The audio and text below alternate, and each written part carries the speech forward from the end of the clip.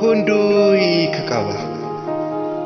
Walaloo kiyya kutaa tokkoffaa. Ajaa'iba Rabbii anaan na dinqa wanta addunyaa kanarraa hundumtuu wal qorcee silaasoo wal maakee maal godhuu baratuu fide dhugaatuu sobaan durfame dhugaaf sobni wal makee kan addaan fo'u dhabame dhugaanis dhundhumee sobni caalee argame. Barichoo hin darbamoo akkanatti afalaata barichi bara maalitti bara hamaa ta'ee nama nyaata kan sodaatamu nama isaati moo bara isaati hundumatu wal make akka inkirdaadaaf qamadii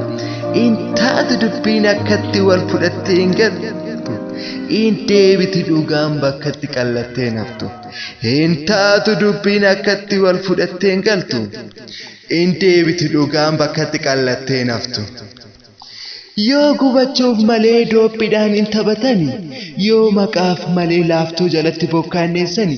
yoo gowwummaa malee saamma harkaan hin haamani yoo maqaaf malee qoreedhaan wayyaan hodhan qurxummiinoo kennaashiitii kan bishaan keessa jiraatu naannoo nama akkamiitti kan ibidda keessa jiraatu booyyeenoo amala isaatii dhiqatee dhoqqaa'e namnoomaaf cubbuutti qixxaa'e duraan naaf hin galle ture amma reefu naa galle ani jira hin seene kan dhugaa jibbu edaa baay'eetu jira kan haqa jibbu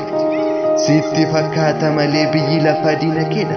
utuu battee laaltee biyyi lafaa siif darabaadha silas maal godhuu dubbiin faallaa taate jireenyi biyya lafaa soo hin hammaate maal godhuu bara hamaa kan ittiin faradamuu namatu jallise dhugaa karaarra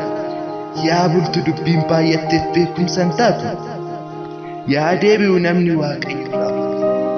yaa bultu dubbiin baay'atteef beekumsan taatu yaa deebi'u namni waaqayyo irraa fagaatu. Walaloon kiyya kutaa tokkoffaa har'aaf kanan qabadhee dhufe kanumaa amma torbaniitti obsaan eega